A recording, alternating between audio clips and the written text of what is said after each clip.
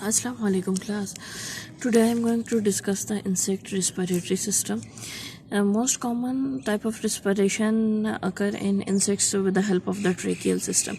So basically our main focus of today discussion is the tracheal system. We will later discuss how respiration occur in the aquatic insects and how respiration occur in the endoparasitic insects. Endoparasitic insects, these live inside the body of other animals. Basically, gaseous exchange occur in the insects through a system of fine tubules which extend to each and every cell of the body, and this system is known as the tracheal system.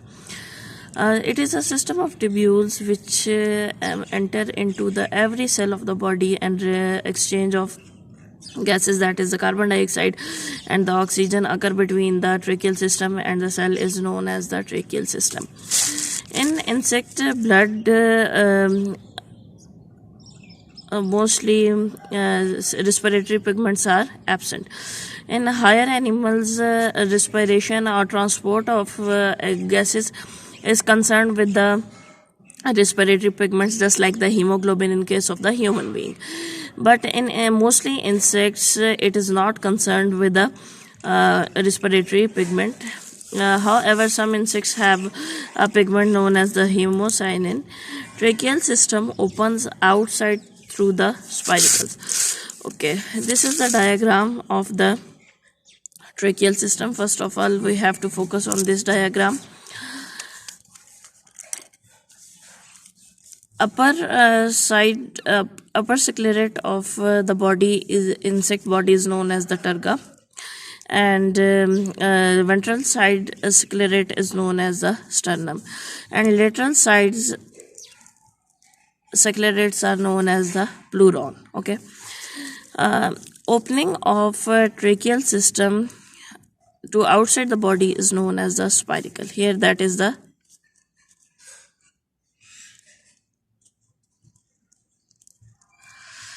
opening of tracheal system outside the body is known as the spiracle. Spiracle is continuous with the large tubules, and these tubules are known as the tracheae.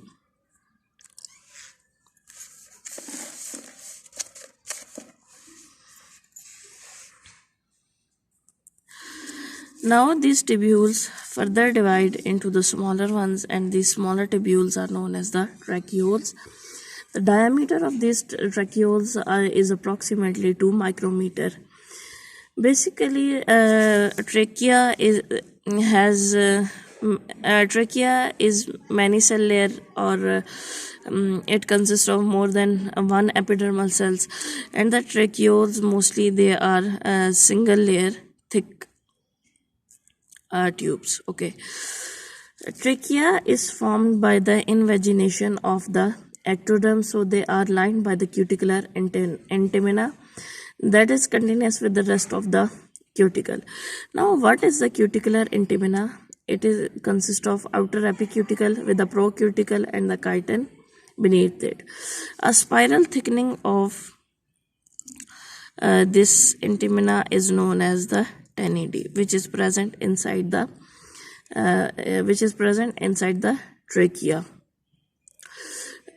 In tennidae, the protein chitin or cuticle is present. The chitin myofibrils in the tennidae run around the tracheae.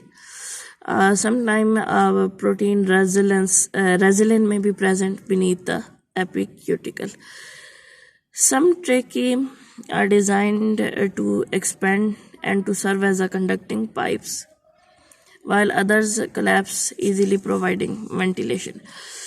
Sometimes tracheae expands and sometimes it contracts.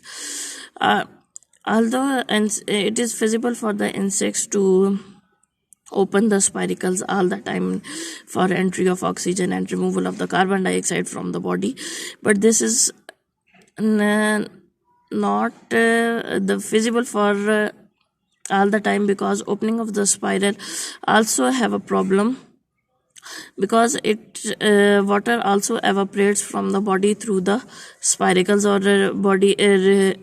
or water loss from the body occur through the spiracles. In some insects,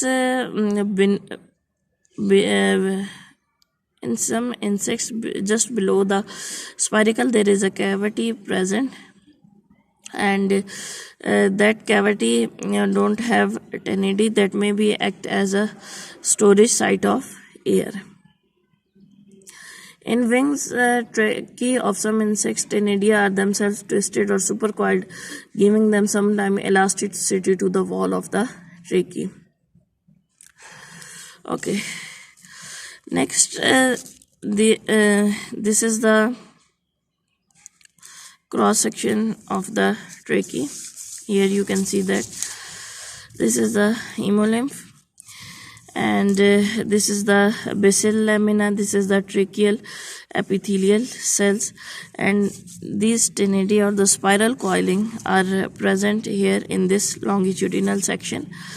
This is the outer epicuticle, this is tenidium, and this is the lumen of the tracheae through which air passes.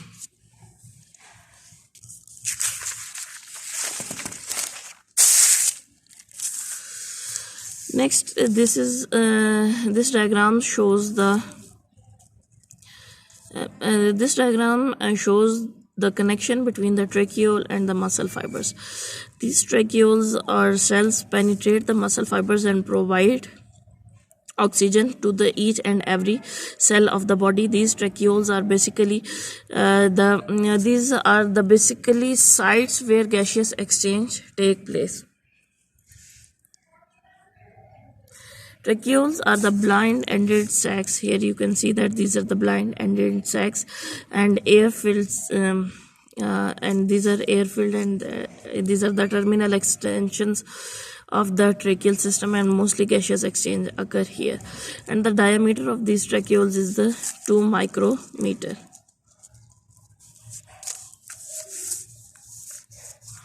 Most tracheoles are extracellular, but in the flight muscles they generally run parallel to the muscle fibers. If the insect is active in the flight, it has more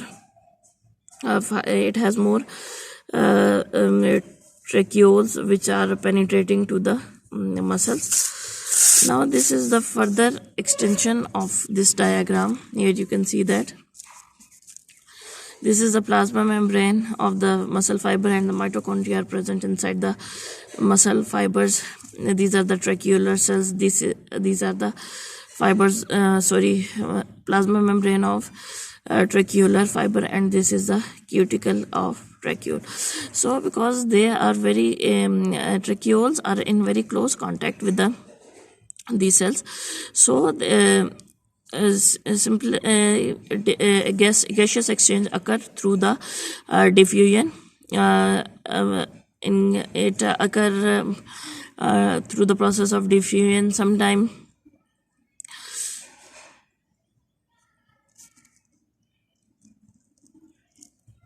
Sometime passive ventilation occur, air enter into the tracheal system, and tracheal system don't have fluid, so that this system is used only for the respiration.